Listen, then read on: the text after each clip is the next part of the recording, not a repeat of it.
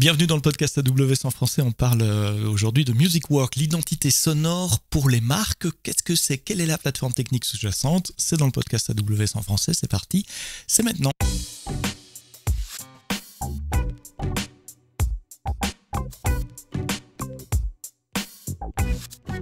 Bonjour, bienvenue dans le podcast AWS en français. Merci d'être fidèle tous les vendredis matins. Nouvel épisode, vous le savez, 2 fois par mois avec un invité, partenaire ou client d'AWS et 2 fois par mois pour couvrir les news récentes, les annonces de mes collègues des équipes services. Aujourd'hui, j'ai le plaisir d'accueillir Damien Viel. Tu es partenaire et CTO d'une start-up. C'est plus qu'une start-up parce que vous existez depuis bien longtemps. Music Work. Alors, j'ai dit dans l'intro, l'identité sonore pour les marques. Dis-moi, Damien, merci d'être là. Dis-moi, Music Work, c'est quoi? Salut Sébastien. Écoute, merci beaucoup de m'inviter dans ton podcast. Alors, Music Work, c'est une société qui propose donc d'accompagner les marques sur l'utilisation de la musique. Alors, je vais te faire un petit historique. C'est très large, hein. Ça englobe beaucoup de choses, mais donc mon associé Nicolas, à l'époque, en 2005, donc accompagnait des marques pour les aider à sonoriser leur boutique, principalement, puisqu'on travaille beaucoup avec le retail. Et à l'époque, il envoyait des CD. Voilà. Et donc, il gravait des CD, il envoyait des CD dans les boutiques. Voilà. C'est comme ça que le métier a un peu commencé dans notre industrie. Et puis, en 2007, j'ai rencontré Nicolas et je lui ai dit, écoute, on est en 2007, moi, je sais faire de l'informatique, on va peut-être faire un logiciel pour faire ça, en fait. Et puis voilà, l'aventure Music Work est partie de là. Donc j'ai rejoint l'aventure avec Nicolas et on a développé donc toute une plateforme qui permet en fait aux professionnels en B2B de pouvoir sonoriser leurs points de vente. Et on s'est diversifié depuis quelques années sur l'hôtellerie, la restauration, etc. Voilà. Donc en gros, si j'ai une boutique quelque part dans une ville en France ou ailleurs, d'ailleurs à l'international, et que j'ai envie de mettre de la musique, c'est pas aussi simple qu'il n'y paraît. On peut pas juste mettre la radio, il y a des droits d'auteur, etc. En tout cas en France et dans les pays qui sont un peu plus alors en effet que d'autres. En effet, t'as des problématiques de droit, mais surtout t'es pas forcément quelqu'un qui s'y connaît bien en musique. Et c'est là où c'est un petit peu la spécificité de Music Work, c'est qu'on a vraiment 2 métiers. On a d'abord le métier en effet de conseil, d'accompagnement de la marque autour de son identité sonore, savoir comment elle doit utiliser la musique dans son point de vente, mais aussi à l'extérieur de son point de vente, sur les réseaux sociaux. Aujourd'hui, on travaille beaucoup avec les marques pour les aider aussi à créer des musiques pour TikTok, pour leur publicité, les marques de fashion pour leur défilé de prêt-à-porter, etc. Donc, on a vraiment ce rôle d'agence conseil autour de la musique. Ça, c'est vraiment notre cœur de métier. Et un peu comme, je t'interromps, un peu comme le ferait un designer pour un architecte d'intérieur qui conçoit l'éclairage, voir les odeurs qu'il y a dans un magasin. Vous travaillez sur l'aspect auditif, on rentre exactement, l'habillage sonore. Exactement, on rentre exactement dans cette logique-là, c'est-à-dire que notre métier, c'est vraiment de traduire l'ADN de la marque en musique et donc de reprendre en fait toutes les valeurs, tous les messages, de traduire tous les messages, tous les partis pris, tous les engagements que la marque peut avoir et d'essayer d'utiliser la musique comme un véhicule pour continuer à transmettre ces valeurs-là. Et puis, il y a des gros enjeux technologiques derrière, puisqu'en fait, nous, on a des clients qui se déploient vraiment dans le monde entier et ils ont besoin que la musique soit pas un sujet technique à gérer. Et donc, on a développé une plateforme qui permet de piloter ça vraiment de manière B2B. L'idée, c'est pas que nos clients se transforment en DJ. Donc, il y a tout un tas de fonctionnalités qui sont propres à un environnement business, pour permettre une continuité de service et une qualité de service dans les magasins au top. Être sûr que les bonnes musiques sont passées au bon moment en fonction de l'activité de la boutique. Enfin, voilà, il y a tout un tas de sujets très métiers qui sont pas simplement passer de la musique. Voilà, il y a beaucoup de spécificités business derrière ce logiciel qui en font quelque chose d'unique. Voilà. Sur l'évolution business, ça me rappelle l'histoire de Netflix qui a commencé par louer des cassettes vidéo par la poste et puis qui a passé sur le streaming. C'est à peu près la même chose que tu es en train de me raconter, mais pour la musique et pas pour la vidéo. Exactement. Et si on revient plus en arrière, à l'époque, c'était même géré. Il y avait des sociétés qui avaient géré ça avec des systèmes de disques vinyles en fait, qui avaient un espèce de sillon infini et qui permettait en fait de passer la musique sans avoir à retourner le disque ou à remettre le diamant au bon endroit sur le disque. Voilà. Et donc techniquement, vous offrez un player ou des players que le client peut déployer chez lui, ou enfin voir une application web. On va parler des détails justement de la technologie que vous donnez à vos Ouais. clients. Et surtout, il faut une infra back-end aussi pour streamer cette musique, enfin streamer ou en tout cas l'envoyer pour ce client. Donc c'est quoi les challenges techniques auxquels tu t'étais confronté quand tu t'es dit en 2007 à ton associé, je connais l'informatique, et puis je suppose quand on creuse un peu, ben, c'est un peu plus compliqué que ce qui n'y paraît. Absolument, tu as tout à fait raison. En fait, comme toutes les petites sociétés qui démarrent, j'étais tout seul, hein, c'est moi qui ai développé la plateforme Mhm. tout seul au début. Tu te rends vite compte, donc au départ, tu prends un hébergeur classique, hein, c'est-à-dire que tu prends ton serveur, tu installes ta base de données MySQL, tu commences à configurer tous tes serveurs web, etc. Tu déploies ça et puis tu te rends compte qu'en fait, tu passes beaucoup de temps à gérer ton infrastructure plutôt qu'à coder des fonctionnalités et à améliorer ton produit.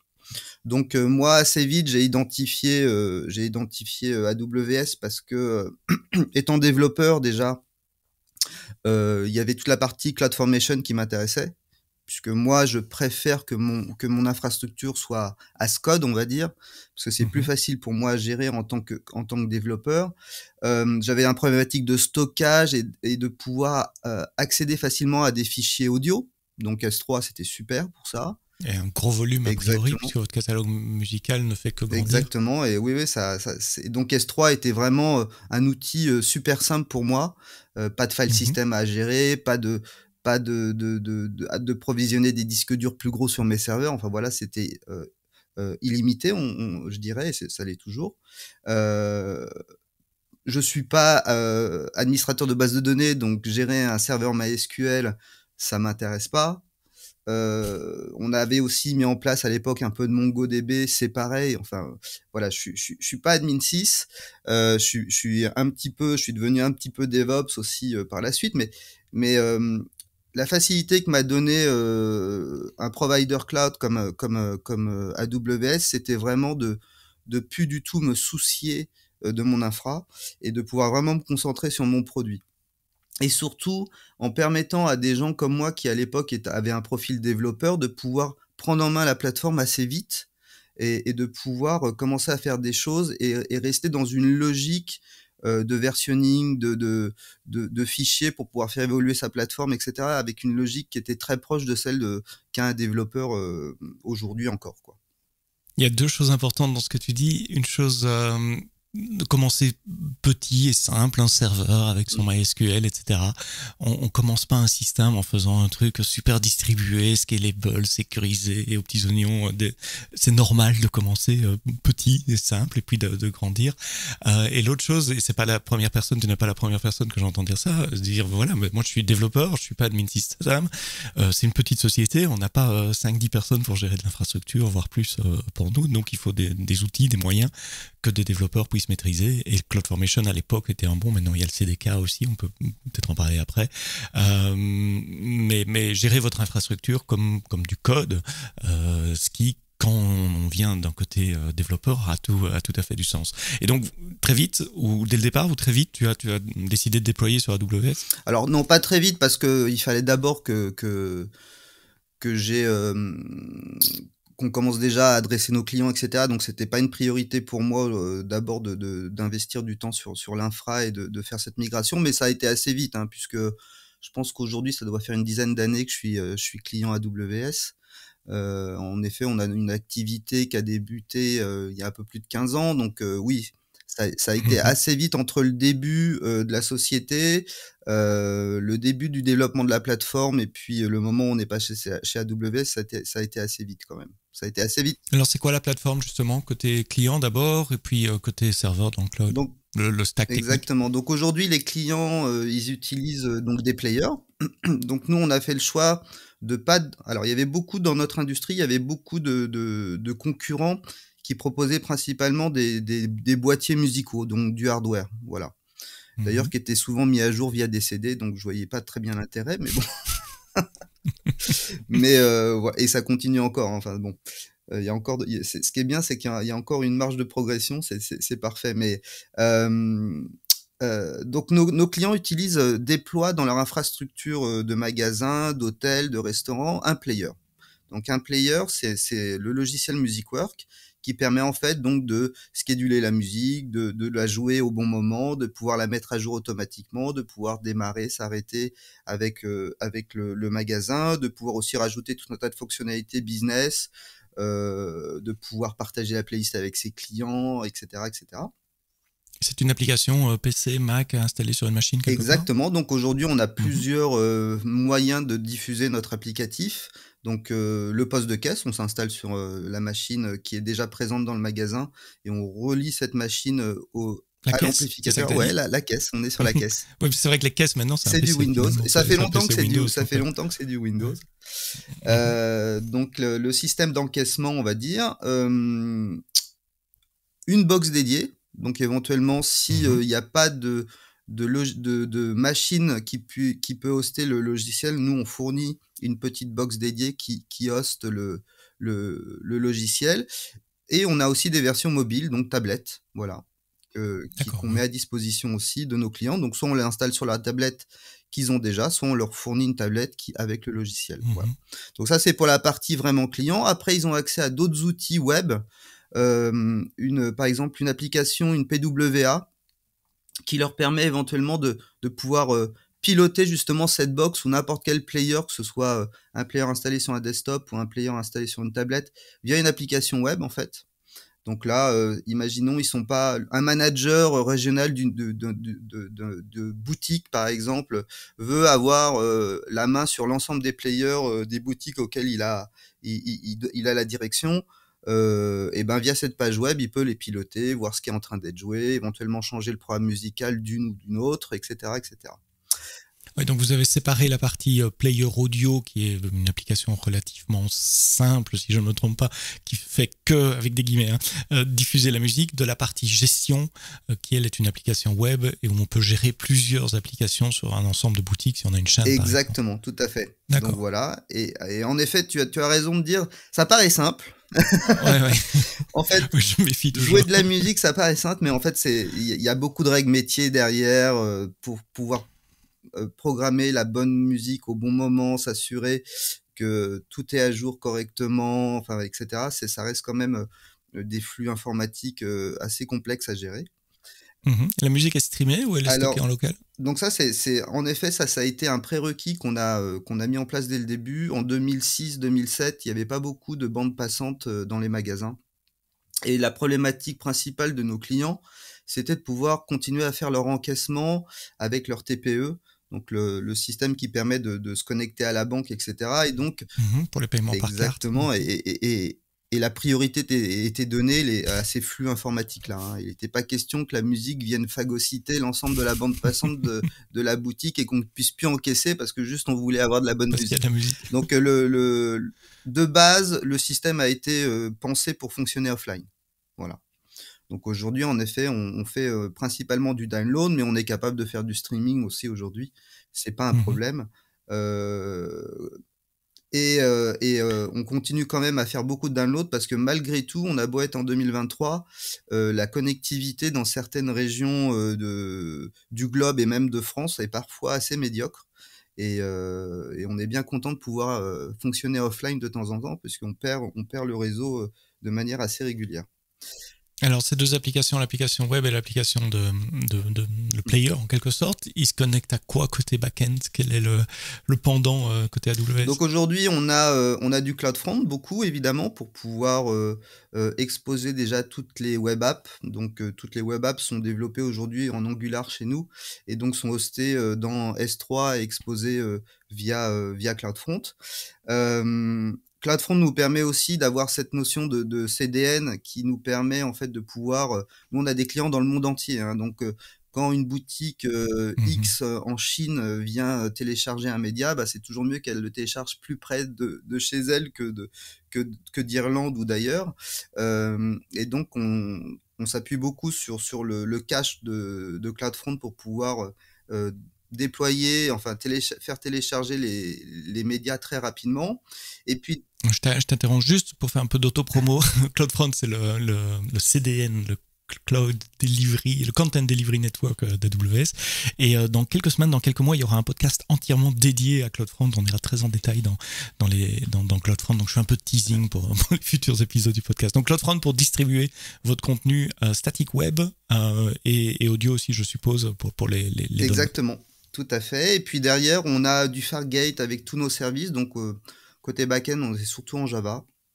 Donc tout un tas de services Fargate qui tournent. On est sur une architecture pas tout à fait microservice, mais on a un monolithe qui est scindé en plusieurs services Fargate, voilà, pour gérer tout un tas de sujets divers et variés. Donc Fargate, c'est un service qui permet de déployer des containers sans avoir géré les serveurs. Donc c'est AWS qui va démarrer des instances EC2 pour vous, les scaler automatiquement et scheduler des containers là-dessus. Il y a 2 schedulers, il y a ECS qui est le scheduler AWS et EKS qui est la version managée de Kubernetes. Lequel des deux vous utilisez? Vous êtes en Kubernetes? Non, ECS, on est sur ECS. Vous avez choisi la simplicité. J'ai choisi l'efficacité, la simplicité, et puis surtout, je suis passé sur il y a quelques temps déjà qu'on est passé sur Fargate, enfin sur ECS, et donc à l'époque, il n'y avait pas encore la partie Kubernetes. Mais donc ouais, on utilise ça, c'est super, ça me permet de scaler mes services horizontalement très facilement. Je peux avoir nous on a des phases de mise à jour, des players dans la journée, donc c'est sûr qu'on a un moment de la journée où on a un peu plus de trafic. Quand les players se mettent à jour eux-mêmes, vont télécharger des musiques off pour jouer offline, etc. Mais c'est un trafic mondial, vous avez des clients un peu partout dans le monde, donc c'est lissé sur la journée? Alors en effet, puisque en général, nous, on se met d'accord avec nos clients pour que la bande passante soit plutôt utilisée la nuit pour faire les mises à jour. Donc en effet, la nuit pour eux. On a du trafic, on va dire. On a la chance d'avoir des clients qui sont à peu près répartis de manière égale dans le monde entier. Donc le trafic est à peu près constant. Voilà, on a un petit pic en Europe, parce qu'historiquement, on a quand même plutôt des clients français qui se sont déployés sur l'Europe. Mais voilà, on a plutôt une charge qui est assez constante. Mais malgré tout, on a des petits pics et donc grâce à Fargate, on a une élasticité qui est bien pratique en fait, voilà. Et puis surtout qui permet de faire pas mal d'économies. Chose assez importante aussi. Aujourd'hui, on parle beaucoup de RSE. Nous, typiquement, on éteint l'ensemble de nos plateformes de développement la nuit, par exemple. Voilà, tous nos services sont coupés, toute notre infrastructure de dev, de recettes, etc. est coupée la nuit. Et automatiquement, en fait, via une lambda qui shut down l'ensemble des services. Et ça, voilà, c'est aussi quelque chose qui est très simple à mettre en place chez AWS. Alors avec cette approche dev et dire, voilà, j'ai pas d'équipe d'opération, vous avez aussi fait le choix d'utiliser des services managés le plus possible. Alors il y a toujours cette dualité entre si j'utilise des services managés, j'ai un peu plus d'adhérence à AWS, ça sera plus difficile d'en sortir, mais d'un côté, je peux aller plus vite avec moins de ressources. Comment tu vois? C'est presque une question philosophique d'utilisation des services du cloud. Exactement. Et c'est une très bonne question parce que il y a quelques temps, j'avais fait un post LinkedIn justement, il y a même plusieurs années que ça, où j'expliquais que quand on faisait le choix de passer chez un cloud provider comme AWS, si c'était pour prendre une instance EC2 et installer son MySQL soi-même et le manager soi-même, on n'avait pas compris la philosophie en fait. Et nous, on a une très forte adhérence à la plateforme. On a même intégré de manière assez importante dans notre code applicatif le SDK AWS sur lequel on s'appuie vraiment pour développer des nouvelles fonctionnalités en fait. C'est-à-dire qu'aujourd'hui, je vois tous les services AWS non pas comme quelque chose qui va me faire gagner du temps, mais quelque chose qui va me permettre d'innover, qui va me permettre de développer des nouvelles fonctionnalités, vraiment comme une brique applicative supplémentaire que je peux intégrer dans ma logique métier. Et je dirais qu'en effet, alors après chacun fait un peu comme il veut, mais nous on a fait on a pris le parti d'adhérer vraiment à 100% à la plateforme. C'est-à-dire qu'il n'y a pas d'abstraction. On n'a pas essayé de recoder une couche d'abstraction qui nous permettrait de changer de cloud provider demain ou après-demain sans avoir à tout recoder. On a fait ce choix-là et on est plutôt content parce que c'est assez efficace. Et c'est là, je pense, qu'on tire vraiment les bénéfices de la plateforme, en fait. Oui, quand on va chercher les derniers les dernières fonctionnalités ou les fonctionnalités un peu différenciantes par rapport aux autres clouds et prendre avantage de ce delta au prix d'avoir un peu plus de dépendance au niveau du code sur AWS. On a parlé de CloudFront, on a parlé d'S3 pour le stockage, de Fargate pour la couche applicative, vos API, et côté stockage non objet, base de données, c'est toujours sur MySQL, en managé, pas en managé, comment Ouais, ça se on est passe? sur du RDS, on est passé sur Aurora il y a quelque temps. Aujourd'hui aussi, donc sur toute la gestion, on va dire, des données, en général, hein, de la data, on utilise Kinesis Firehose puisqu'on reçoit pas mal de rapports de nos players, en temps réel, voilà, qui sont streamés. Donc il y a beaucoup de données qui sont streamées et c'est intéressant puisque j'ai des données chaudes, des données froides. Donc Kinesis me les pousse, sous format parquet, dans S3. Et j'ai accès à ces données, via Athena. Donc ça, c'est super. Donc je peux faire des rapports. Malgré tout, il y a Athena est pas ce qu'il y a de plus rapide pour récupérer des données. Donc j'ai aussi utilisé du Memcache, pour pouvoir avoir mes données chaudes au même moment. Donc j'ai une partie de mes données qui ont moins d'une semaine qui sont, en cache, et j'ai, mes données un peu plus froides qui sont dans S3 et que je requête avec Athena. On est en C'est important cette distinction entre données chaudes et données froides, non seulement pour les performances, mais pour les coûts aussi. Exactement. Donc garder disponible avec faible latence les données auxquelles tu as Ouais. besoin, et puis mettre quelque part ailleurs au prix de devoir attendre un peu plus quand on a besoin de lancer une query, des données froides, mais où ça coûte beaucoup moins cher. Exactement. Donc Athena, c'est le système qui permet de faire des queries sur S3. Donc tu as des fichiers CSV, parquet, etc. Et tu tapes tes queries SQL dans Athena et après quelques secondes, minutes, ça dépend du volume de données à scanner, tu reçois les résultats. Et ça, c'est pour du reporting plutôt, je suppose, c'est pas Oui, pour les voilà, c'est applications pour aller front. chercher des données, agréger certaines données. C'est pas des données très chaudes. Et en effet, dernièrement, on avait, un certain nombre de données qui étaient écrites dans RDS et on avait beaucoup d'IO. Et malgré tout, l'IO coûte un peu cher sur AWS. Et donc, Mhm. c'est pareil, on a déplacé, ces données-là de RDS vers, Memcache pour pouvoir, tout simplement y avoir accès déjà plus rapidement et sans qu'il n'y ait pas ces IO, derrière. En fait, ouais, c'est assez intéressant. En fait, à chaque fois aussi, la question qu'il faut se poser derrière, c'est est-ce que je peux me permettre de perdre cette donnée? Est-ce qu'elle doit être Voilà. répliquée ou pas? Qu'est-ce qui se passe Voilà. si, Et si elle est donc plus là? ça, c'est Mhm. aussi un truc qu'il faut se poser, c'est-à-dire que souvent, bah, j'ai besoin de stocker de la donnée, je le mets dans une base de données. Enfin, c'est le premier niveau du Le premier développeur, quoi. réflexe Enfin, il va développeur. réfléchir comme ça, il va se dire bon bah je vais la stocker là, je vais faire une repository, tac tac, ça va se stocker, puis je vais la mettre à jour. Et si j'ai besoin de la mettre à jour 10 fois par seconde, ça va coûter cher. Et est-ce que je peux la perdre? Est-ce que j'ai vraiment besoin de la stocker sur une base de données relationnelle? Est-ce que je peux la mettre ailleurs, etc., etc. Et c'est là où en fait, bah, on a le choix chez AWS, hein, que ce soit DynamoDB, que ce soit Memcache, que ce soit DocumentDB, enfin tout un tas de bases de données NoSQL qui permettent, en fonction du pricing, de la manière dont elles sont provisionnées, si c'est un service managé, etc., permettent de trouver la bonne solution en fait. Des API aussi. Et c'est vrai qu'il y a ça serait intéressant de voir une infographie, tiens, ou de faire une infographie depuis le plus chaud, du DynamoDB, du Mm. Memcache, Memcache, pardon, puis RDS, et puis peut-être le Data Warehouse, donc Redshift, et puis S3, et puis S3 Glacier, Glacier. ouais, tout à fait. De plus en plus. Vous prenez Data Warehouse, je suppose que ça n'a pas de sens pour vous. C'est à l'échelle où vous opérez, S3 Athena fait le Ouais, job. tout à fait. Alors, c'est vrai que nous, on a quand même beaucoup de données aujourd'hui, et puis ces données-là, on les récolte depuis pas mal de temps. Hem, Là où on pourrait les exploiter, je dirais que c'est pour faire un peu de machine learning, et cetera. Et c'est peut-être une question que tu avais en tête, mais Oui, pour plus tard, mais ouais, vas-y. j'anticipe un peu peut-être ta question, mais c'est vrai qu'aujourd'hui, avec tout ce qui se passe autour de l'IA et de ChatGPT, de Midjourney, de tout ce qu'on entend parler là, depuis quelque temps, heu, l'intelligence artificielle dans la musique est un sujet, chaud, hein. Je veux dire, aujourd'hui, on en parle.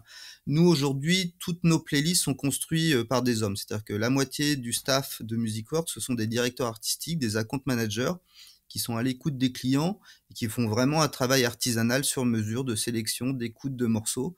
Hein, notre travail, c'est aussi de mettre à jour les playlists qu'on crée pour nos clients de manière, très régulière, mensuellement. Et ça, derrière, il y a des hommes, hein, Et et des des femmes. femmes, exactement. Euh, et euh, et c'est un sujet du quotidien pour nous, c'est-à-dire que j'ai des gens chez Music World dont le métier c'est d'écouter de la musique et de choisir la bonne musique pour tous nos clients tous les mois. Voilà. C'est un super métier, vous engagez. Ouais, Je absolument. suis payé pour écouter de la musique. Absolument. Alors après, c'est pas pour le plaisir, hein. Non, non, évidemment. C'est là où c'est difficile, justement, et on se rend pas Bien compte. sûr. Mais on doit être capable d'avoir une abstraction sur ce qu'on écoute, sur ses goûts musicaux, pour répondre à un brief, etc. Donc c'est hyper intéressant aussi. Et donc aujourd'hui, on se dit, mais est-ce que une intelligence artificielle pourrait faire des playlists à la place de Medea, en fait? Et en fait, la réponse aujourd'hui est non.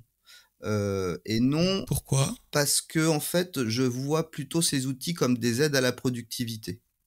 C'est-à-dire que c'est plutôt des choses qui vont permettre euh, d'améliorer la créativité, la productivité, mais qui vont pas remplacer l'humain aujourd'hui. Est-ce qu'on pourrait imaginer une IA qui scanne un énorme catalogue de musique et fait des suggestions aux personnes qui font les Voilà. sélections manuelles chez vous, mais laisser l'humain en fin de chaîne quand Bien même sûr. décider si on Oui, met ça ou pas c'est dans la plutôt comme playlist. ça que je le vois. Et c'est aussi, et c'est pas seulement lié, je dirais, à la donnée musicale, c'est-à-dire que nous, la manière dont on construit nos playlists est aussi orientée par quel est le DA qui travaille sur le compte pour le client, quelle est la relation qu'on a avec la marque, etc. Donc il n'y a pas seulement le choix de la musique en tant que tel et je vais dire les données intrinsèques liées au titre, hein. Il y a aussi tout un contexte qui est beaucoup plus compliqué et donc là le modèle de machine learning est pas aussi simple qu'un modèle basé sur les données musicales en fait, voilà. Donc il y a vraiment des choses un peu particulières qui sont liées à notre métier et qui font qu'aujourd'hui, oui, l'IA peut nous aider à identifier plus rapidement un certain nombre de médias qui pourraient faire l'affaire, mais c'est seulement qui pourrait faire l'affaire. C'est-à-dire qu'on n'en est pas sûr vraiment à 100% et l'humain reste quand même la meilleure personne pour décider. Ouais, votre métier est beaucoup plus spécifique que simplement suggérer de la musique. Il y a un contexte relationnel avec votre client, de compréhension du contexte. Parce que pendant que tu parlais, je me souvenais de... Bon, évidemment, il y a les Spotify et les autres qui font des playlists automatiques, mais c'est très vieux. Il y a 10-15 ans, il y avait Apple qui avait lancé Genius sur iTunes Music, que tu connais certainement, qui faisait un bon boulot pour une personne que je suis, de dire, voilà, je veux une playlist générée automatiquement dans ce thème-là ou dans ce mood-là. Et déjà, à l'époque, il faisait quelque chose d'assez bon. Mais vous allez beaucoup plus loin en matière de business, d'accompagnement, des compréhensions des besoins de vos clients. Oui, puis même derrière, pourquoi on choisit cet artiste-là, est-ce que l'artiste est cohérent aussi avec l'image de la marque? Tu vois, il y a vraiment... Sur la réputation, Exactement. sur l'image dans les réseaux Il y a sociaux, beaucoup, etc. voilà, et puis qu'est-ce qu'on pourrait faire derrière en plus avec cet artiste-là? Enfin, voilà, c'est assez complet, c'est assez vaste comme réflexion, en fait, lorsqu'on... Dis-moi, rappelle-moi comment on est passé de parler de mes données chaudes à données froides, ton métier de sélection de musique. Non, c'est passionnant comme conversation. On en est passé parce qu'en effet, aujourd'hui, c'est vrai que on parlait d'IA, oui, de données, d'exploitation de données. On a vécu un cheminement, je dirais, dans les nouvelles techno où à un moment, ben, on avait cette phase de big data. On a eu cette phase de big data. Et en fait, la phase de big data permettait d'anticiper justement cette phase dans laquelle où on a des modèles de machine learning et pour les faire rendre performants, il faut beaucoup de données. Donc, on avait mis en place à l'époque tout un tas de bases de données et c'était le début des bases de données de NoSQL qui permettaient de stocker justement beaucoup de données hétérogènes sans se soucier de schémas particuliers, etc. Et donc, pouvoir accumuler de la donnée très rapidement, de la stocker.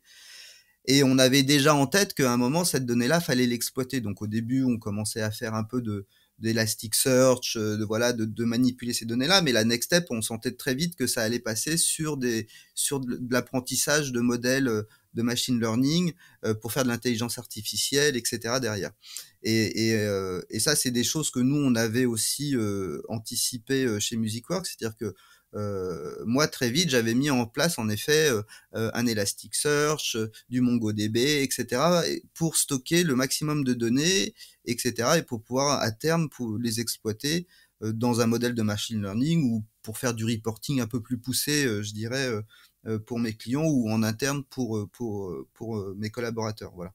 Donc, en effet, Voilà aussi à quoi servent les données et à quoi peuvent servir aussi toute l'infrastructure AWS pour stocker ces données. Et à quel moment tu vas les utiliser, donc données chaudes, données froides, etc. Et puis à terme, pourquoi pas alimenter un, un modèle de machine learning. Voilà. Alors, tu l'as dit un peu plus tôt, il y a des coûts aussi à utiliser AWS, évidemment, et parfois assez importants, en bande passante, notamment en I/O. Est-ce qu'il y a des choix architecturaux que vous avez faits spécifiquement pour minimiser les coûts? Donc là, où tu ne serais pas parti sur cette architecture-là en termes informatiques, logiques, mais en termes de facture AWS, ça a du sens? Euh, Comment te dire, hein. En fait, aujourd'hui, AWS me permet déjà d'économiser un certain nombre de budget sur le fait que j'ai pas de DevOps ou j'ai pas de personnes dédiées à l'infra. Donc, je te dirais que ça me permet potentiellement de pas être non plus super optimisé sur mon infrastructure parce que déjà, de toute façon, voilà, le prix est raisonnable en fait par rapport à si je devais avoir monté la même infra from scratch et que je devais la gérer moi-même avec mes baies, mes serveurs, mon matériel, Mhm. etc. Euh, Après, je dirais que plus c'est aujourd'hui, les questions que je me pose, elles sont pas forcément en termes de coût, elles sont plus en termes de pertinence. Est-ce que j'utilise le bon service? Est-ce que c'est efficace par rapport à mon problématique technique ou à ma problématique business? Euh, voilà, c'est Tu as un exemple là? Parce que quand j'ai cette question-là, moi j'ai immédiatement l'image container qui vient. Est-ce que je déploie mes containers sur ECS Fargate, sur EKS, sans Fargate? Est-ce que je déploie mes containers sur Appreneur, sur Lightsail, plus toutes les autres ouais. options dont j'ai pas parlé? C'est ce genre de Alors questions que tu oui, te reposes non, mais régulièrement? typiquement, tu vois, on pourrait très bien aussi se dire, ben en fait, je fais que de l'API gateway avec des lambdas pour faire Mhm. du Par exemple. serverless. Est-ce que j'ai besoin de Fargate? Mhm. Enfin voilà. Après, il faut aussi euh, que tes choix d'infrastructure soient cohérents aussi avec la manière dont travaille ton équipe de dev. Moi aujourd'hui, jusqu'à il y a pas très longtemps, puisque là vous avez annoncé avec les lambdas l'amélioration du call start et puis bah, ce qui Mhm. impacte quand même pas mal les lambdas en Java. Nous, on pouvait pas vraiment faire des lambdas puisque nous en Java, bah, ça mettait un peu de temps à démarrer la lambda, etc. Voilà. Donc je dirais c'est aussi par rapport à la manière dont tu construit ta stack applicative. Euh, c'est là aussi que ça va te permettre d'orienter un petit peu les choix de service. Souvent on me demande c'est quoi le meilleur langage. En fait, il n'y a pas de meilleur langage. Le meilleur langage, c'est celui que ton équipe technique elle maîtrise en fait. Aujourd'hui, que tu fasses du Node.js, que tu fasses du Java, du PHP, du Python, etc., tu peux arriver à avoir une application performante en fait. Et aujourd'hui, en plus, les outils qu'offrent les cloud providers permettent de toute façon d'exploiter ces technologies de manière performante. Donc, ça sert à rien de pousser ton équipe à faire du Node.js si c'est des javaïstes et qui sont très bons en Java. Fais-leur faire du Java et ça va marcher. Donc, euh, donc voilà, je pense que le choix aussi il doit être assez pragmatique, il doit être voilà, qu'est-ce qui est efficace en fait. Et après les coûts, si tu gagnes en efficacité, les coûts sont pas forcément un sujet. Oui, ton gain de coût vient de l'efficacité des gens. Finalement, le plus cher, ça reste l'humain. Oui, Tout ça. c'est quand même important de rappeler que derrière il y a quand même des hommes quoi. Et des salaires à payer Et aussi. voilà. Et du plaisir à Euh, prendre à travailler surtout, parce qu'on aime ce qu'on fait, hein. c'est quelque chose que beaucoup de clients nous disent. Le fait d'utiliser des dernières technologies, enfin des technologies cloud, containerisées, microservices, etc., ça facilite le recrutement. Parce que si je dis, ben voilà, je veux travailler, je cherche un développeur COBOL à S400, c'est plus difficile à trouver sur le marché Ouais. aujourd'hui que quelqu'un à qui on va dire, tu vas travailler sur des lambda Mm, et du DevOps en mode full CI/CD exactement. dans le cloud. Ouais. Je crois que c'est Stéphane Adinger chez nous, le CTO d'AWS France, qui avait fait une keynote à un des summits en 2019 de tête, où son thème de la keynote c'était les développeurs s'éclatent dans le cloud, et donc ça rejoint Bah nous ce typiquement que tu dis là. on a du déploiement continu, c'est-à-dire que on est chez GitLab pour pas les citer Mhm. et on a tout, donc le CI/CD complètement automatisé basé sur la WS CLI et c'est déployé. Donc on construit nos images Docker, c'est poussé dans la repository ECS et c'est déployé automatiquement sur Fargate. Enfin, c'est assez magique, quoi. Ça marche. Ça, c'est un sujet sur lequel je passe beaucoup de temps pour le moment. Le GitLab, vous le hostez chez vous? Non. C'est un GitLab sur EC2? Non, c'est leur Non, c'est GitLab pareil, tu vois, moi, je délègue cette partie-là. Le moins possible. Voilà. Et les runners sont leurs runners ou vos runners? Ça dépend. Alors, on a a des runners un peu, comment dire, exotiques, puisqu'on build aussi des applicatifs en C++, etc., iOS, etc. Donc, oui, on a certains runners qui tournent chez nous, mais la plupart tournent chez eux. C'est un truc sur lequel je passe pas mal de temps pour le moment, les runners sur Mac et EC2 Mac Instance. On pourra en reparler peut-être dans un autre podcast pour les gens qui buildent de l'iOS. Là, vous avez vos Mac mini dans un Exactement, dans la baie. On les a mis dans une belle baie quand même. Baie. On respecte notre matériel. Non, autre sujet aussi qui peut t'intéresser sans vouloir trop déborder. Je sais pas si on a encore un peu de temps. Oui, j'ai encore deux gros blocs à parler, mais allons-y. Eh ben, écoute, vas-y, comme ça, peut-être que je vais y répondre par la suite. En préparant ce podcast, on a parlé IoT aussi, voilà. Et ça m'a surpris parce qu'on était, voilà, tu vois, on se rejoint sur le sujet. Ça m'a surpris parce que jusqu'à présent, on parlait d'une application business relativement traditionnelle, multi-tiers, application web. Bon, il y avait le composant un peu moins courant de déployer un player chez les clients, parfois avec vos box à vous. Et c'est peut-être dans ce contexte-là, justement, que tu as commencé à regarder la plateforme IoT Core d'AWS. Alors, en fait, ça rejoint un petit peu ce qu'on vient de dire. C'est-à-dire que, il y a deux manières dont on utilise la plateforme IoT. Alors, pour rejoindre pour continuer ce qu'on venait de dire, on a des services qu'on héberge sur Greengrass et qu'on fait tourner chez nous sur des petites machines. Voilà. Donc, parce que ça sert à rien de les faire tourner dans le cloud et puis voilà, ça nous permettait de monter un petit peu en compétence sur Greengrass, etc. Donc, au bureau, j'ai des machines qui sont des petits mini PC qui sont sous Linux avec Greengrass d'installer, qui font tourner des composants Greengrass pour des petits des sujets de migration de données, voilà, des choses comme ça qu'on fait tourner en local chez nous. Voilà, première chose. Greengrass, juste 2 secondes pour permettre à tout le monde de rattraper. Si tu développes des fonctions lambda, mais au lieu de les déployer dans le cloud, dans un data center AWS, c'est déployé sur une boîte où tu as installé le runtime Greengrass et nous poussons, AWS pousse le code et exécute et toi tu monitores à travers la console AWS comme si c'était une fonction lambda qui tournait sur AWS. C'est un bon résumé. Ouais, en fait, c'est ça. Ça te permet en fait de déporter une partie de l'infrastructure AWS sur une machine en local chez toi et de bénéficier de tout un tas de choses que tu ferais dans le cloud, mais que tu peux faire ou chez tes clients. Ou chez tes clients, exactement. Et donc voilà. Et l'autre partie, c'est que nous, aujourd'hui, nos players sont monitorés et sont pilotés. Quand tu fais play, pause sur une remote pour piloter un player qui est à Singapour et que toi tu es à Paris, tu as envie que ça réponde assez vite. Donc on utilise des protocoles qui sont proposés par AWS IoT pour gérer ça. Et MQTT pour ne pas le nommer. Exactement, qui vient de passer, donc a été annoncé en plus à la version 5 là, qui permet de faire des choses assez intéressantes. Et puis voilà, pour gérer aussi éventuellement le shadow de la machine, enfin qui permet de gérer les paramètres, on va dire standards de la machine, etc., etc. Et d'avoir une meilleure visibilité de notre parc applicatif déployé dans le monde entier. Voilà. Alors IoT, c'est pas nécessairement pour le matériel, ça pourrait être pour du logiciel aussi. Donc vous pourriez concevoir vos applications, vos players comme des devices, même s'ils sont que software. Et ben c'est le cas. IoT, c'est le cas. Et c'est en cours de dev, c'est quelque chose que vous explorez ou c'est en prod maintenant? C'est en prod. D'accord. Donc vous utilisez IoT Core pour communiquer entre les players. Exactement, ouais, c'est une brique qu'on a intégrée il y a un peu plus d'1 an, ouais, même 2 ans maintenant, et qu'on utilise assez massivement. Ouais. Ce qui a du sens, puisque vous déployez aussi votre propre matériel. Je suppose que ce sont des mini-PC dans des boîtes. Ça permet de gérer ces PC à distance aussi et de collecter des tonnes de métriques. L'intérêt, c'est que comme nous, notre solution, elle est software first, on est capable un petit peu de s'installer sur n'importe quel type d'architecture de matériel, que ce soit de la RM, du x86, enfin voilà.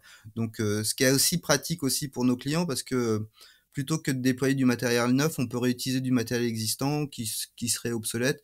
La décompression MP3, voilà, un service de musique, c'est pas quelque chose qui consomme le plus de ressources possible, donc on peut travailler sur des machines qui sont pas forcément des Core i9 avec 34 Go de RAM.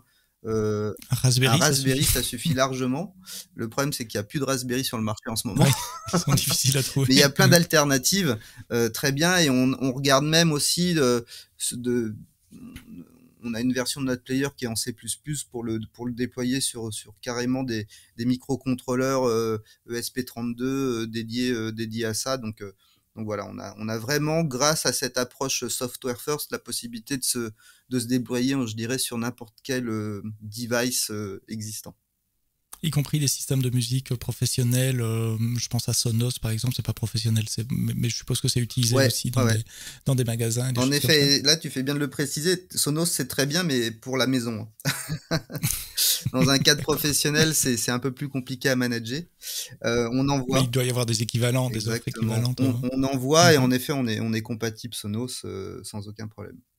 Alors, tout ça, ça a été mis en place au fil des années, les 10 dernières années, comme tu l'as dit au début. Vous en êtes où maintenant dans le déploiement? On parle de quelle surface AWS? Je sais pas, nombre de serveurs, nombre de requêtes, terabytes envoyés par mois ou Et autre. alors écoute, c'est drôle parce que j'avais pas vraiment fait l'exercice, et du coup je me suis dit tiens, si on me pose la question, qu'est-ce que je pourrais dire là-dessus? Écoute, je vais te parler plutôt en termes d'audience, en termes de nombre de Mhm. médias streamés, et cetera. Écoute, j'ai fait le calcul, c'est à peu près plus de 60 millions de personnes qui écoutent la musique qu'on diffuse chez nos clients, en fait, par an. Soit, De quoi faire rougir des grands ouais, médias radio.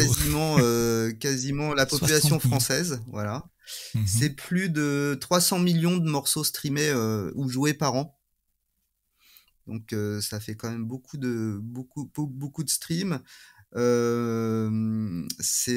Voilà, c'est plus de 300 000 morceaux MP3 chez nous, de titres différents. Voilà, donc De de catalogue. catalogue, donc ça fait un petit peu de place dans S3.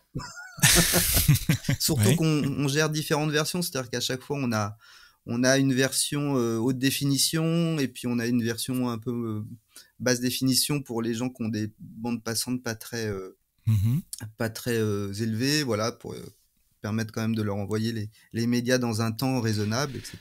C'est vous qui faites le réencodage Ouais, ouais, aussi ouais. ou vous achetez Non, non, directement la on source achète les titres en meilleure qualité ouais, en meilleure possible? qualité possible, et après on a justement dans AWS, sur la partie AWS Batch, un Mhm. service qui tourne et qui permet en fait de lancer des runners un peu, et donc de faire toute cette chaîne de traitement de musique, puisque chose importante, quand tu achètes un morceau dans le commerce, il n'est pas toujours au même niveau que l'autre morceau que tu as acheté, etc. Mhm. Donc nous, notre Ouais, travail donc vous aussi, c'est de normaliser le gain et le niveau sonore entre les morceaux pour pas qu'il y ait des écarts, en fait.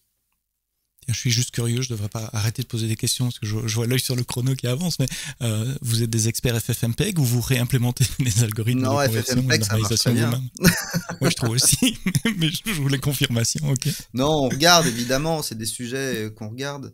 Il y a d'ailleurs, il y a des très bons instituts de recherche autour de la musique en Mhm. France, avec qui on discute, voilà, sur des sujets de recherche fondamentale, etc., sur des, voilà, sur les formats audio, sur la qualité, etc. Mais FFmpeg, ça marche très bien. Maintenant que vous y êtes, que vous êtes bien implanté et à l'aise, comme j'ai l'habitude de dire, vous êtes dans le bain, elle est bonne. Comment tu vois le futur technologique de la plateforme? Quels sont les... On a parlé IAM, IA Ouais. déjà, mais il y a peut-être d'autres choses, d'autres sujets auxquels tu penses aussi.